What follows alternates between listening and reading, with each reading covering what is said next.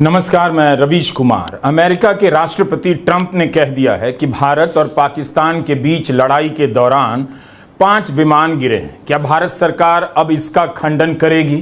क्या देश आधिकारिक तौर पर कभी जान पाएगा कि ऑपरेशन सिंदूर के दौरान भारत के कितने विमान गिरे और गिरने वाले विमानों में रफाल था या नहीं? ट्रंप ने कहा कि हमने बहुत सारे युद्ध रोके हैं। भारत और पाकिस्तान के बीच गंभीर लड़ाई चल रही थी, विमान गिराए जा रहे थे। असल में मुझे लगता है कि 5 विमान गिराए गए। ये दोनों परमाणु देश हैं और एक दूसरे पर हमला कर रहे थे।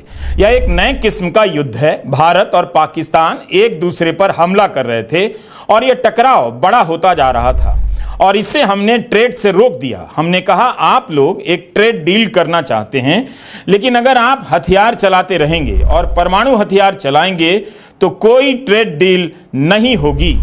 पहली बार ट्रंप ने 5 विमानों के गिरने की बात कही है।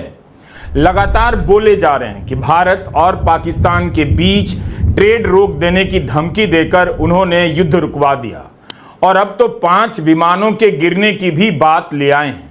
पता चलना चाहिए कि इन 5 विमानों के गिरने का उस समय की रणनीति पर क्या असर पड़ा। क्या सीज फायर के पीछे इसका भी कोई रोल था?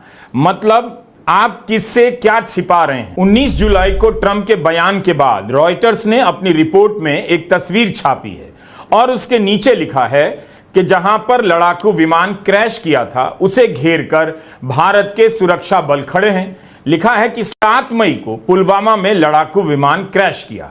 यह कब हुआ और इसकी जानकारी क्यों नहीं आई? क्या यह सूचना चैनलों पर दिखाई गई? 7 मई को भी रॉयटर्स ने पाकिस्तान के हवाले से 5 विमान गिराए जाने का दावा किया था और अपनी खबर में यह बात लिखी थी। इसका अस्सलाम वालेकुम नाज़रीन, welcome to Amu analysis.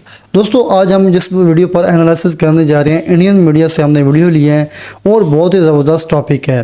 Video को आखिर तक लाजमी देखा कीजिए, उसके बाद आप कमेंट सेक्शन में अपनी इजहार राय भी कीजिए।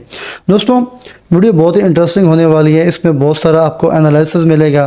दोस्तों, हम वीडियो शुरू करते हैं और आपसे तमाम से हमारी एक रिक्वेस्ट है, अगर आपने हमारे चैनल को अभी तक सब्सक्राइब नहीं किया तो हमारे चैनल को सब्सक्राइब कर लें और साथ ही बेल आइकन बटन को भी प्रेस कर दें ताकि आपको हमारी हर आने वाली वीडियो का नोटिफिकेशन मिलता रहे। दोस्तों, चलते स्टार्ट करते हैं वीडियो का बकाया हिस्सा। हिंदू की विजेता सिंह ने लड़ाकू विमान के क्रैश होने की सूचना दी ट्विटर पर, तो ट्रोल विजेता सिंह पर इस तरह टूट पड़े कि बाकी पत्रकार भी इस खबर से पीछे हट गए। यहां तक कि हिंदू अखबार ने भी तुरंत खेद जता दिया और यह रिपोर्ट डिलीट कर दी गई। द हिंदू ने लिखा, ऑपरेशन सिंदूर में शामिल भारतीय विमान के बारे में हमने अपना पहला पोस्ट डिलीट कर दिया है। इतनी बड़ी घटना के बारे में आप कुछ भी नहीं जानते, ना आपको ठीक से बताया जा रहा है। कांग्रेस महासचिव जयराम रमेश ने ट्रंप के इस बयान पर कहा है कि फिर से व्यापार रोक देने की धमकी देकर युद्ध रुकवाने का उन्होंने दावा किया है और 24वीं बार दावा किया है। लेकिन इस बार एक नई सनसनीखेज जानकारी भी दी गई है कि शायद 5 जेट विमान गिराए गए थे। प्रधानमंत्री जो हाउडी मोदी और नमस्ते ट्रंप जैसे आयोजनों के जरिए डोनाल्ड ट्रंप से वर्षों की दोस्ती और झप्पी कूटनीति निभाते रहे हैं, उन्हें अब संसद में स्वयं खड़े होकर राष्ट्रपति ट्रंप द्वारा पिछले दिनों से किए जा रहे दावों पर स्पष्ट एवं ठोस स्पष्टीकरण देना चाहिए। तो आप कितना कुछ नहीं जान रहे हैं। अब भी 7 मई को ऑपरेशन सिंदूर लॉन्च हुआ, उस समय क्या हुआ? क्या भारत के 5-5 लड़ाकू विमान गिराए गए? और गिराए गए तो किस तरह की स्थिति पैदा हो गई? उस दिन भारत के कितने लड़ाकू विमान गिरे थे, इसे लेकर अंतर्राष्ट्रीय मीडिया में उसी समय से खबरें छपने लगी। केवल भारत में चुप्पी साध ली गई और आज भी साधी जा रही है। खबरों का आना उसके बावजूद नहीं रुक रहा। अब तो ट्रंप ने दावा कर दिया है कि 5 विमान गिरे हैं। द इकोनॉमिस्ट पत्रिका की इस हेडलाइन को देखिए। 16 जुलाई को छपी है हेडलाइन कि पाकिस्तान ने भारत के लड़ाकू विमानों को कैसे गिरा दिया। इसमें भारत के हिस्से से रिपोर्ट किया गया है कि गांव के लोगों को लड़ाकू विमानों की आवाज की आदत थी, लेकिन 7 मई को जिस तरह के धमाके सुने गए उसकी आदत नहीं थी। लड़ाकू विमान के मलबा मिलने और 2 भारतीय पायलटों के घायल होने के बावजूद सुरक्षित निकलने की बात इस खबर में है। गांव वालों के मुताबिक पास खड़े 2 लोगों की मौत हो गई। इसमें यह भी लिखा है कि भारत सरकार ने इसकी पुष्टि नहीं की। भारत सरकार पाकिस्तान के दावे का खंडन करती है कि 3 रफाल विमान समेत 6 विमानों को गिराया गया है। यह लिखा हुआ है इस खबर में कि विदेशों में जो सैनिक अधिकारी हैं वो मानते हैं कि 5 विमान गिराए गए। ये विदेशी अधिकारी कौन है, किस देश के हैं, इकोनॉमिस्ट की रिपोर्ट में नहीं है। भारत में भी सेना की प्रेस कॉन्फ्रेंस में पत्रकार ऑपरेशन सिंदूर के समय से पूछने लगे, लेकिन इशारों इशारों में जवाब दिया जाने लगा। बात इतनी नहीं कि जंग में नुकसान हो जाता है, 5 लड़ाकू विमानों का गिरा दिया जाना बड़ी घटना है। भारत की वायु रक्षा प्रणाली मजबूत मानी जाती है। आखिर पाकिस्तान ने रक्षा कवच में भेद कैसे लगा दिया? इस बात में ऐसा क्या है कि सरकार चुप्पी साध लेती है? लेकिन आपने नोट किया कि सेना बोल रही है, कई बार इशारों में तो कई बार साफ साफ, जबकि बोलने की जिम्मेदारी सरकार की होती है। अगर ऑपरेशन सिंदूर की कामयाबी का पोस्टर आप लगा रहे हैं तो आपको ही बताना चाहिए कि कितने लड़ाकू विमान गिरे। कुछ तो बात है कि सेना के एक वरिष्ठ अधिकारी नहीं, 3 अधिकारी बोल रहे हैं। ऐसा लग रहा है कि वे देश को बता देने का अपना फर्ज निभा रहे हैं कि हम कुछ भी छिपाना नहीं चाहते। उन्हें आप यह नहीं कह सकते कि यह संवेदनशील मामला है, इस पर नहीं बोलना चाहिए। सेना के प्रमुख को, उप प्रमुख को पता है किस तरह के संवेदनशील मामलों पर बोला जाता है और किस पर चुप रहा जाता है। कुछ तो बात है कि सेना के अधिकारियों को लग रहा है कि समय आ गया है कि इन बातों पर देश को अंधेरे में ना रखा जाए। भारत के उप सेना प्रमुख lieutenant general Rahul R Singh ने कहा कि भारत केवल पाकिस्तान से नहीं लड़ रहा था, चीन से भी लड़ रहा था। फ्रंट पाकिस्तान था, चीन उसके पीछे था। चीन ने पाकिस्तान को 81% हथियार पिछले कुछ वर्षों में दिए हैं। उपसेना अध्यक्ष ने कहा, हम तीनों दुश्मनों से लड़ रहे थे, जिसमें से चीन एक था, और चीन ने पाक को लाइव इनपुट दिए, रियल टाइम इंटेलिजेंस दी। तुर्की ने भी पाकिस्तान की मदद की। चीन के लिए ऑपरेशन सिंदूर एक प्रयोगशाला बन गया। वह दूसरे हथियारों पर अपने हथियारों को टेस्ट करने लगा। भारत सरकार ने तो कभी नहीं कहा कि चीन भी पाकिस्तान की मदद कर रहा था। चीन का नाम ही नहीं लिया जा रहा है। लेकिन सेना इस सच को क्यों बता रही है? अगर यह सच है तो फिर भारत सरकार चीनी कंपनियों को निवेश में छूट देने की रणनीति क्यों बना रही है? यह खबर भी रॉयटर्स की है, 18 जुलाई की है। सरिता सिंह और निकुंज ओहरी ने 3 अलग अलग सरकारी सूत्रों से बात कर अपनी रिपोर्ट लिखी है। इस रिपोर्ट का सार यह है कि नीति आयोग ने चीनी कंपनियों के लिए ढिलाई देने का प्रस्ताव दिया है। भारत की कंपनी में चीन की कंपनियां बिना सुरक्षा क्लियरेंस के 24% की हिस्सेदारी ले सकती हैं। इसके लिए किसी मंजूरी की जरूरत नहीं होनी चाहिए। आप देखिए एक खबर कैसे दूसरी खबर से जुड़ती चली जाती है। हिंदी अखबार पढ़ेंगे पता ही नहीं चलेगा। चैनलों पर इतनी मेहनत से आपको कोई नहीं बताएगा। नीति आयोग क्यों चीनी कंपनियों को राहत देना चाहता है? क्या बीजेपी अब चीनी कंपनियों को, उसके उत्पादों को शक से देखना बंद कर चुकी है? अगर चीन रियल टाइम डेटा पाकिस्तान को दे रहा था, पाकिस्तान के साथ भारत के खिलाफ युद्ध लड़ रहा था, तब चीन पर इतना विश्वास क्यों किया जाना चाहिए? एक तरफ प्रधानमंत्री मोदी चीनी सामान के बहिष्कार का इशारा करते हैं और दूसरी तरफ नीति आयोग चीनी कंपनियों के निवेश का रास्ता आसान बनाना चाहता है। हम गांव-गांव व्यापारियों को शपथ दिलवाएं, व्यापारियों का कितना ही मुनाफा क्यों ना हो, आप विदेशी माल नहीं बेचोगे। लेकिन दुर्भाग्य देखिए, गणेश जी भी विदेश से आ जाते हैं। छोटी आंख वाले गणेश जी आएंगे, गणेश जी की आंख भी नहीं खुल रही है। होली रंग छिड़कना है, बोले विदेशी। हमें पता था, आप भी अपने घर जाकर के सूची बनाना। सचमुच में ऑपरेशन सिंदूर के लिए एक नागरिक के नाते मुझे एक काम करना है।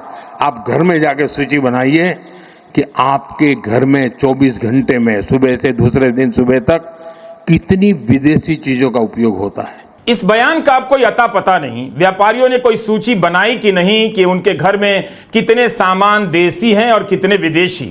इस तरह की बातों में देश को उलझाया जाता है और खबर कहीं और से आती है कि भारत के 5 लड़ाकू विमान गिरा दिए गए। ट्रंप ने नाम नहीं लिया भारत का, लेकिन 5 लड़ाकू विमान गिराए जाने की चर्चा भारत के संदर्भ में ही हो रही है। सिंगापुर में सेना प्रमुख जनरल अनिल चौहान ने पहली बार स्वीकार किया विमान गिरे हैं, लेकिन कहा कितने गिरे हैं यह जरूरी नहीं, क्यों गिरे हैं यह जरूरी है। इस क्यों का एक जवाब उप सेना प्रमुख lieutenant general Rahul R Singh ने दे दिया कि चीन पाकिस्तान की मदद कर रहा था। लेकिन क्या राजनीतिक नेतृत्व की वजह से भी चूक हुई, जिसकी तरफ सेना के ही एक अधिकारी ने इशारा किया था। कुछ दिन पहले इंडोनेशिया की एक यूनिवर्सिटी के सेमिनार में भारत के defence attache captain Shiv Kumar ने कह दिया, राजनीतिक नेतृत्व की बंदिशों के कारण भारत ने लड़ाकू विमान खोए। Tribune, Hindustan times, times of India, telegraph जैसे तमाम अखबारों में कैप्टन शिव कुमार का बयान छपा। कैप्टन शिव कुमार 35 मिनट की अपनी प्रस्तुति में बता रहे थे कि भारत की वायुसेना को लड़ाकू विमानों का नुकसान इसलिए हुआ क्योंकि राजनीतिक नेतृत्व द्वारा सैन्य और वायुसेना से जुड़े ठिकानों पर हमला करने की बंदिश थी। हमने इस पर एक वीडियो भी बनाया है, आप पूरा देख सकते हैं। Separation of enemy air defense and destruction of enemy air defense is very, very important. As brought out by Bapa Tommy Domtomo, that India lost a lot of aircrafts. I may not agree with him that India lost so many aircrafts, but I do agree that we did lose some aircraft, and that happened only because of the constraint given by the political leadership to not attack the military establishment or their air defenses. तो बताना चाहिए भारत के कितने विमान गिरे, कौन कौन से गिरे, 5 गिरे तो क्यों गिरे। चीन की भूमिका थी तो उसी वक्त चीन को लेकर बात क्यों नहीं हुई, बाद में भी बात क्यों नहीं हो रही है। 5 साल बाद विदेश मंत्री एस जयशंकर चीन गए शंघाई सहयोग संगठन की बैठक में हिस्सा लेने। 2020 में गलवान में हुए टकराव के बाद यह उनका पहला चीन दौरा था।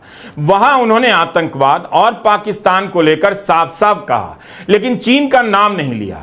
जब इतना ही कहना था कि एससीओ का मूल उद्देश्य है आतंकवाद, अलगाववाद और उग्रवाद के खिलाफ जीरो टॉलरेंस, कुछ देश आतंकवाद को समर्थन देने या उसका बचाव करने की कोशिश करते हैं, जो न केवल एससीओ के सिद्धांतों के खिलाफ है बल्कि वैश्विक शांति और सुरक्षा के लिए भी खतरा है। भारत चीन संबंधों में किसी तीसरे देश की कोई जगह नहीं होनी चाहिए। चीन का नाम यहां भी नहीं लिया। चीन पाकिस्तान की मदद कर रहा है तब जब भारत आतंकवाद को लेकर उससे लड़ रहा है, और भारत कह रहा है चीन और भारत के बीच किसी तीसरे देश की कोई जगह नहीं होनी चाहिए। क्या यह कड़ा बयान है, आंखों में आंखें डालकर कुछ कह देने वाला बयान है? ये कुछ देश कौन है? तुर्की के ट्रैवल एजेंट का विरोध शुरू हो गया। तुर्की जाने वालों से कहा जाने लगा यात्रा रद्द कर दीजिए। पाकिस्तान की मदद कर रहे चीन पर चुप्पी साध ली जाती है। क्या यह समझौता नहीं? सांसदों का दल कई देशों में गया, लेकिन पाकिस्तान करता रहा, चीन का नाम तक नहीं लिया। क्या सांसदों को सही जानकारी दी गई थी? लेकिन भारत के उपरक्षा प्रमुख चीन का नाम साफ साफ लेते हैं कि चीन ने पाकिस्तान की मदद की। तो अब कोई तो बताए कि भारत के 5 लड़ाकू विमान गिराए गए, उसमें चीन की क्या भूमिका थी। 15 जुलाई को जयशंकर ने चीन के राष्ट्रपति शी जिनपिंग से मुलाकात की। इस खबर को लेकर गोदी मीडिया में कुछ जगहों पर फर्जी हेडलाइन लगाई गई कि जयशंकर के सामने शी जिनपिंग गिड़गिड़ाने लगे। क्या गोदी मीडिया भारत की जनता को मूर्ख समझता है? चीन का नाम तो लिया नहीं जा रहा और शी जिनपिंग जयशंकर के सामने गिड़गिड़ाने लगे। इस तस्वीर को पोस्ट करते हुए एस जयशंकर ने लिखा था, मैंने राष्ट्रपति शी को दोनों देशों के द्विपक्षीय रिश्तों में आए हालिया बदलावों से अवगत कराया। इस मामले में हमारे नेताओं के मार्गदर्शन की सराहना करता हूं। अवगत कराया? क्या यह भारत के विदेश मंत्री का काम है कि वे चीन के राष्ट्रपति को द्विपक्षीय रिश्तों से अवगत कराएं कि क्या बदलाव हुआ है, तो देश को भी अवगत कराएं? आखिरी बार कब ऐसा हुआ कि चीन के विदेश मंत्री ने भारत के प्रधानमंत्री को दोनों देशों के द्विपक्षीय रिश्तों से अवगत कराया हो? 2.5 साल पहले फरवरी 2023 में विदेश मंत्री एस जयशंकर ने ANI के पॉडकास्ट में कहा था, मैं एक छोटी अर्थव्यवस्था होने के नाते क्या करूं? एक बड़ी अर्थव्यवस्था से जाकर लड़ाई मोल ले लूं? रिएक्ट करने की बात नहीं है, यह कॉमन सेंस की बात है। जयशंकर का बयान यहां समाप्त होता है। अब वही विदेश मंत्री शी जिनपिंग को भारत और चीन के रिश्तों के बारे में अवगत करा रहे हैं। चीन के उपराष्ट्रपति से कह रहे हैं दोनों देशों के बीच रिश्तों में सुधार हुआ है। राहुल गांधी ने अखबार की हेडलाइन ट्वीट करते हुए लिख दिया कि मुझे लगता है अब चीन के विदेश मंत्री आकर प्रधानमंत्री मोदी को चीन और भारत के रिश्तों में हुए बदलाव के बारे में अवगत कराएंगे। विदेश मंत्री अब पूरा सर्कस चला रहे हैं जिसका उद्देश्य है भारत की विदेश नीति को बर्बाद करना। खबरों से एक तरफा माहौल बनाया जाता है। जब सरकार को लेकर माहौल बनाना होता है तो गोदी मीडिया उछल कूद करने लगता है। जब खबरें दबानी होती है तो ट्रोल की तरह हमला कर देता है, डरा देता है और लोग भी बात करना बंद कर देते हैं। क्या आपको ये सारी खबरें याद हैं? अक्टूबर 2024 में चारों तरफ बड़ी बड़ी हेडलाइन के रूप में छपी थी, जैसे भारत और चीन के बीच समझौता हो गया है। तो नाज़रीन, ये थी आज की हमारी वीडियो। उम्मीद करता हूँ कि आपको हमारी ये वीडियो पसंद आई होगी।